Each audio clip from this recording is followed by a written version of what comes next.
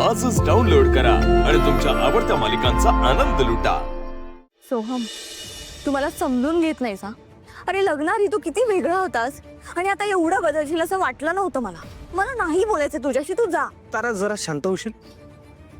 आणि माझी बायको रागावल्यावर खूप सुंदर दिसते. प्लीज सोहम, मी ना मस्करी करायच्या मूड मध्ये नाहीये. हे बघ, मला एवढंच सांगायचंय की बाहेरचं कोणी आलं की जरा सांभाळून बोल बस. मी सांभाळून बोलायचं का? मी माझ्या मनातलं बोलायचं नाही असं म्हणतोयस तू? हे बघ, मी ह्या आधी ना असल्या बंधनात कधीच राहिले नाही. मी नेहमी जे माझ्या मनात होतं ना तेच बोलत आले, मग समोर माझ्या कोणीही असू दे. ठीक आहे. हे बघ, आत्ता मला वाद घालायला वेळ नाहीये, कारण मी आणि बबलू म्युझिक कंपनीच्या कामासाठी बाहेर चाललोय. पण माझी तुझ्याकडे एकच रिक्वेस्ट आहे, प्लीज कोणाशीही भांडू नकोस, कळलं? सोहम,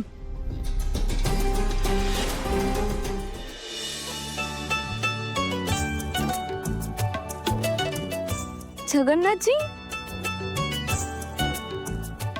कसे आहात तुम्ही? आणि तुम्ही इथे अचानक? अगं, लेकीला भेटण्यासाठी अचानक काय किंवा नियोजन पूर्ण काय, सगळं सारखंच. तुझी काळजी वाटली ना म्हणून भेटायला. मला माहितीये तुम्हाला नक्कीच काहीतरी जाणवलं असेल, म्हणून तुम्ही काळजीने भेटायला आलात. बोला, काय झालं? बापासारखीच अगदी, माणसाच्या मनातलं लगेच ओळखते नाही का? बर, मुद्द्याचं सांगतो. मला तुझं सौभाग्याचं लेणं संकटात आहे. जे त्याला वाचवणारे हे 2 हात आहेतच, पण अजून 2 हात आहेत जे त्याला बर्बाद करतील ते याच घरात येतात. म्हणून सारखं जीवाला गोर लागून राहतो. तुम्हाला नेमकं काय म्हणायचंय? घरातलं कोणी? हे बघ सावली, मला जे दिसलं ते मी तुला सांगितलं. तुझं अस्तित्व ना ह्या तुळशीसारखं आहे.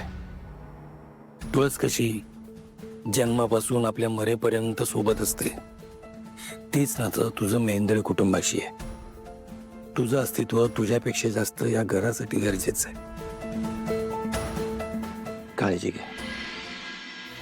पण जगन्नाथजी, हे बघ, मी आत्ता एवढंच तुला सांगू शकतो, बाकीचं वेळ आल्यावर नक्की सांगेन. चल, निघू नका लगेच. जेवणाची वेळ झाली, जेवण करून जा ना. नाही नाही, वेडीच का गं? मला 2-3 महत्वाची कामं आहेत, ती टाकली आहेत. म्हटलं आधी तुला भेटावं आणि मग ती करावी. जावं लागेल बाळा. अहो, पण मी आज खीर बनवणार आहे. खीर? बर, आज काय विशेष? श्रावण महिना सुरू झालाय ना, म्हणून मला विठुरायाला आधी नैवेद्य दाखवायचंय, मग 5 लहान मुलांना जेवायला घालायचंय आणि मग मी जेवणार. बर, असा नियम असतो माझा प्रत्येक श्रावणी शनिवारी.